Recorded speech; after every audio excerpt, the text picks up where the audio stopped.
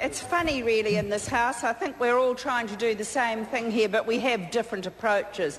And hearing the government's approach is simply sad day for this government today. And there in the chair we have a minister who wants to be known when the minister leaves this place for what she has done to make New Zealand a better place.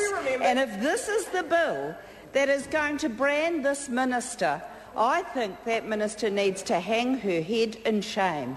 The minister should be looking, and Chester Burrows talked about statistics. Well, Mr Burrows, the statistics are starkly evident and worsening while this sort of trivial legislation comes before the House. And I must say here I feel sorry for the policy advisors, for all those workers in the ministry and all of those case managers out there that were working to change the culture of the ministry over the last 9 years and now will have to enforce this punitive, unfair and unjust legislation.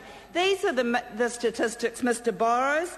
Unemployment has risen to nearly 160,000 people. They're out of work. They don't want to be in work, and on the other hand, that government has absolutely no plan and no milestones to actually find jobs and stimulate the economy. And the Minister for Economic Development today in the House said he had no milestones other than an aspiration of closing the gap with Australia by 2025. He said it today. That's the only milestone. When the economy expands, it's quite simple, Minister. More jobs are available and benefit numbers fall. We saw it over the 9 years we were in government, and I think that is stark, that is the issue that the national government should be focusing on. What did we see from the Minister of Education today? The minister stood up and crowed about 9 trade academies. There's no trade academy in Rotorua. Youth and Maori unemployment in Rotorua is an embarrassment, and these people that are going to try and get work just simply won't get work. They won't get training. They won't get skills. So we're smearing around a little bit of good news. The minister said, sorry, Minister, there's 12 academies. Well, that's not good enough.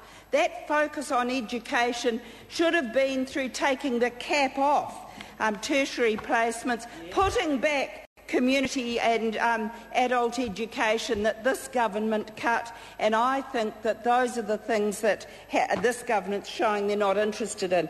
The other thing I want to mention, because the Minister of Women's Affairs is in the House today. Now, I had one fabulous year as the Minister of Women's Affairs, and I actually said that the health of a mother is paramount to healthy children. And we worked with the Ministry of Social Development Minister, and we developed a youth pregnancy and parenting plan. What, in the 18 months since this minister has been Minister of Women's Affairs, has she done to implement the targets that were in the youth pregnancy and parenting plan? That was about wrapping services around young people instead of stigmatising them like this bill does. And then the Minister of Health has cut funding to youth health centres. That's where young people go to get advice to avoid the risk of pregnancy. If that funding is cut around the country, where do these young people go?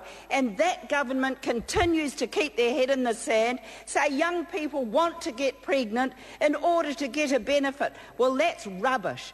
Minister, I set up the School for Young Parents in Rotorua, and the Minister now takes all the credit for all the work she's done for young parents. And that school was about young women who got trapped by pregnancy, who saw that education was their only way out of that conundrum that they found themselves in alone, without family support, without friends' support, and often, in that case, without the father of that child's support.